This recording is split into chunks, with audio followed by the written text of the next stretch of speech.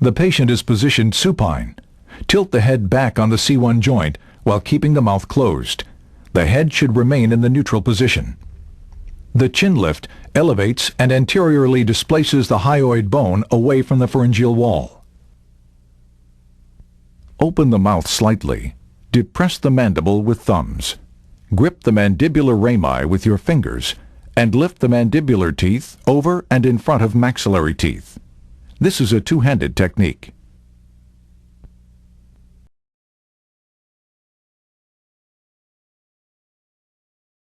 Patient positioning should be supine or lateral.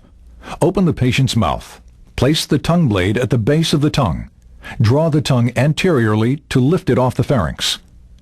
Place the airway in the mouth with the concave side facing down, so that the distal end is approximating but not touching the posterior wall of the oropharynx. The flange and 1 to 2 centimeters of the shaft of the airway should protrude above the incisors. Perform the jaw thrust maneuver to lift the tongue off the pharyngeal wall. Now tap the airway down the last 2 centimeters so that the curve lies beyond the base of the tongue.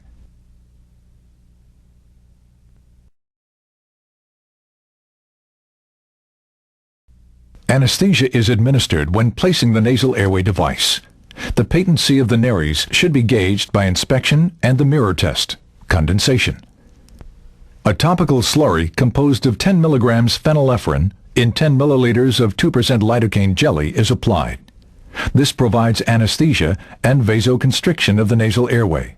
The lidocaine jelly mixture is swabbed just inside the external edge of nares until local anesthesia occurs.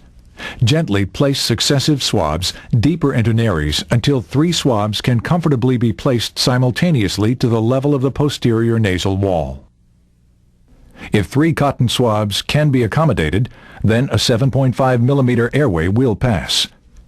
If swabs are not available, then the lidocaine slurry can be applied via a syringe directly into the nose.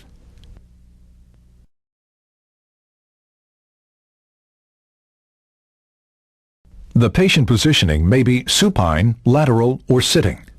Pass the airway gently into the nose with the concave side facing the hard palate. If resistance is met in the posterior pharynx, bend the tube 60 to 90 degrees with gentle pressure and proceed down the pharynx. If the airway will not pass with moderate pressure, it may be helpful to rotate the airway 90 degrees counterclockwise and then rotate it back to the original position as it makes the bend down the pharynx. If the airway still does not pass, a narrower tube should be used. Once inserted, withdraw the tube 2 centimeters and pass a small suction catheter through it. Push the airway forward using the catheter as a guide. If it is still unsuccessful, the nair can be redilated or the other nair can be prepared.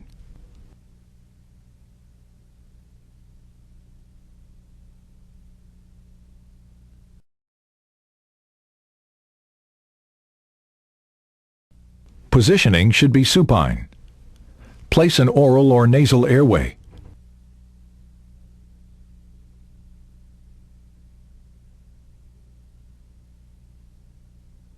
Hold the mask in the left hand.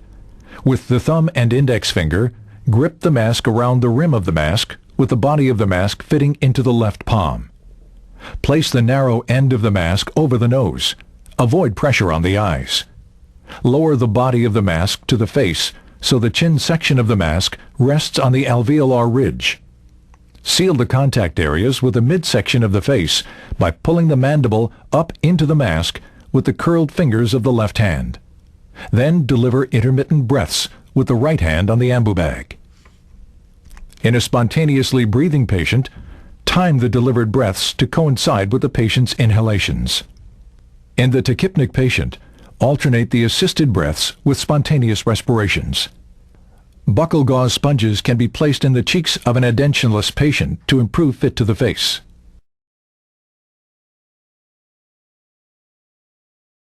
If the patient is already horizontal and unconscious, or if oral intubation is planned, the patient's position should be supine with the head in the sniffing position. If the patient cannot tolerate lying flat, the patient may remain sitting for blind nasal intubation. Check the endotracheal tube cuff for leaks by inflating and deflating the balloon with 10 milliliters of air.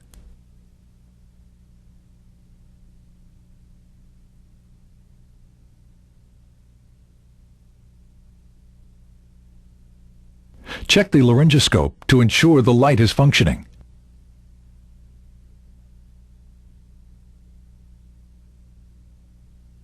Pre-oxygenate the patient with bag mask ventilation. Have an assistant apply cricoid pressure using the Selleck maneuver. Remove the oral airway. Grasp the laryngoscope in the left hand. Instruct the awake patient to open the mouth as widely as possible. In the unconscious patient, place the thumb and second fingers of the right hand on the right upper and lower molars and open the mouth with a scissor-like motion. Gently place the laryngoscope blade in the right side of the mouth, taking care to avoid damaging the teeth. Sweep the tongue to one side of the oral cavity while advancing the laryngoscope blade toward the glottis. Position the end of the blade under the epiglottis or in the vallecula, depending on the type of blade used. Avoid cocking the left wrist backward and levering the blade on the teeth.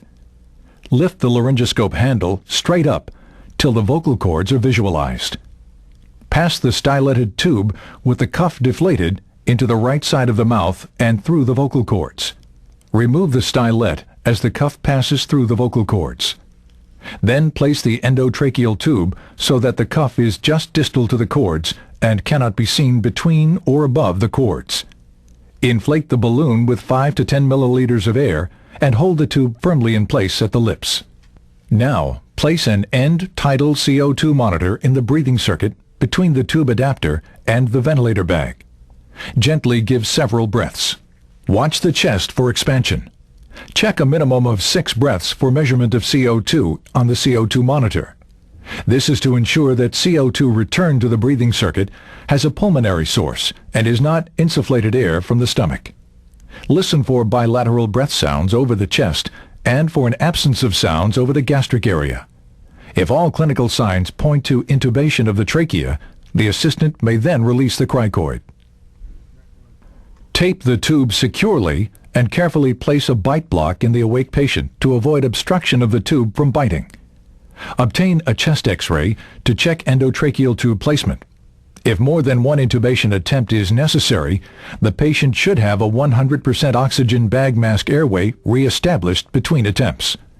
If the esophagus is intubated inadvertently, in cases where the vocal cords are difficult to visualize, it may be helpful to leave the endotracheal tube in place as a marker to avoid repeated esophageal placements.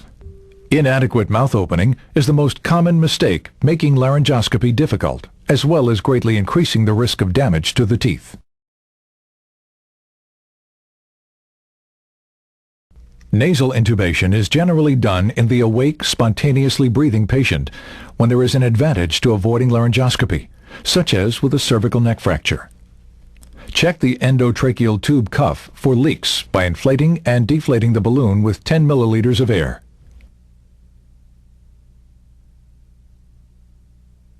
Coat the end and cuff of the unstyleted tube with viscous lidocaine jelly. If warm saline is available, the tube may first be soaked for 3 minutes and then the procedure is performed. Place the tube gently in the nose and advance it using the technique described for the nasal airway. Gently extend the neck if the tube is difficult to pass. Watch for signs of fogging or condensation in the tube as the tube approaches the vocal cords. The quality of the voice may also change. Ask the patient to breathe deeply and gently advance the tube through the cords while they are open during the inspiration. The patient should immediately lose phonation, inflate the cuff, verify position, and secure as for an oral endotracheal tube.